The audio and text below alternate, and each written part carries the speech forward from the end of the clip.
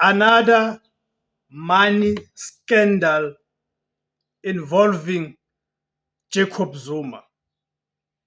If there's one thing that has become synonymous with the name of President Jacob Zuma, it is the allegations of being involved in shady money dealings.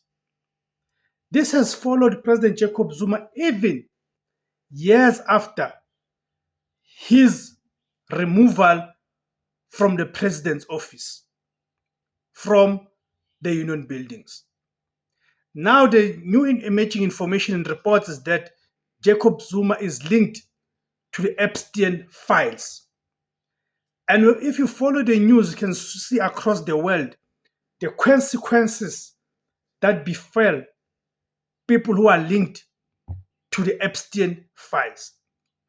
Not so long ago, Jacob Zuma was accused, even by people like Flo Shibambo, who at the time was the Constitutional Party Secretary General, was accused of having taken money from the Moroccans and therefore selling the struggle of the people of West Sahara.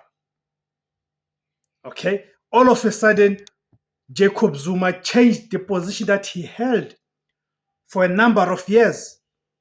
For a number of years, when he was the leader of the ANC through different leadership portfolios, about the Morocco being an oppressor and an invader and occupier of the land that is not theirs. And we know the reason behind that is, of course, that Jacob Zuma has been given money. So what we have learned about Jacob Zuma, even when he was still the president of the ANC, or even before he became the president of the ANC and that of the state president, it is his love for money. His love for money and his preparedness and willingness to do just about anything to secure the bag. Now, the other scandal that involved Jacob Zuma, his family, and the money, it is the trafficking of young men to Russia to go and fight in the Russia-Ukraine war. And we know that such things are done, or he agrees to such things in exchange for what? For money. So it cannot be. Of course, I'm not naive. I'm not naive to the fact that the white establishment, of course, has this disinclination or aversion for Jacob Zuma. And we know that the reporting around him, to a certain degree, it is influenced by that aversion for Jacob Zuma. However, that should not detract us from his weaknesses that we can see for our own eyes. We are not children. We've got the minds of our own. We can be able to think independently and be able to decipher, right, and distinguish fact from fiction. So now Jacob Zuma is in the Epstein files, the glamorous London dinner. Okay? In March 2010, Jacob Zuma arrived in London for a high-profile state visit, complete with horse-drawn carriages and a stay at Buckingham Palace with Queen Elizabeth II. It was a moment of peak diplomatic prestige. But while the cameras captured the official banquets A newly released tranche of 3 million pages of United States Department of Justice files leaked in late January 2026 reveals a much darker social calendar. Hidden in the emails is a bombshell. Jeffrey Epstein was not just a ghost in the background. He was actively organizing intimate dinners for the South African president. The emails adding real glamour. The evidence first reported by Daily Maverick on January 31st, 2026 details a series of emails from Epstein's inner circle coordinating a private event for Zuma at the Ritz Hotel in London.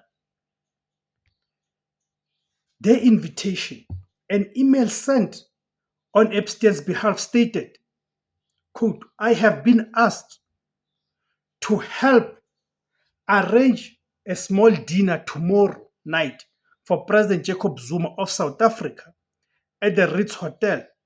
Jeffrey suggested that I invite you as will be certain to add some real drama to the occasion. Close quote.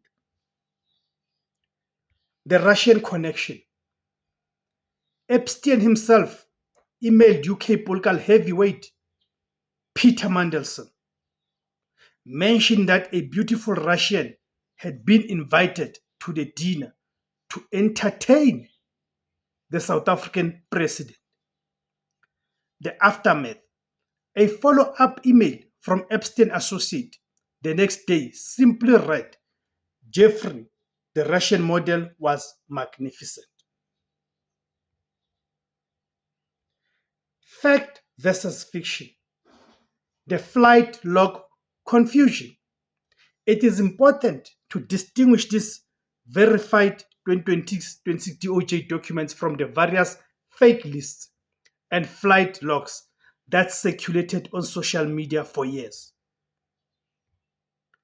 Correction of misinformation. While Zuma's name was notably absent from the initial 2024 flight log releases, these new files prove that direct social contact did occur. The context of the visit. Zuma was accompanied on the state visit by one of his wives, Thobeka Madiba Zuma.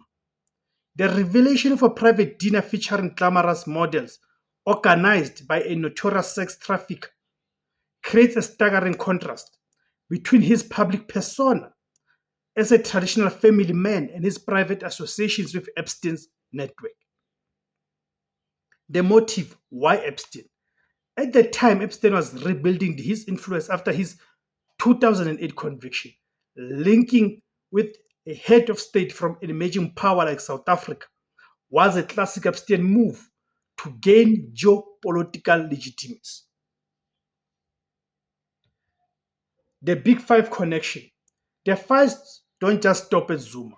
They hint at a broader South African connection to Epstein's network that is only now being unpacked. Private meetings. One email mentioned a private meeting scheduled with Zuma the day after the Ritz dinner, asking Epstein, do we like South Africa? The broader implication. This adds a new international dimension to Zuma's legacy. Already fighting 18 charges of corruption and fraud back home, the link to Epstein files paints a picture of a leader whose 9 lives included cycles that the South African public is only beginning to understand.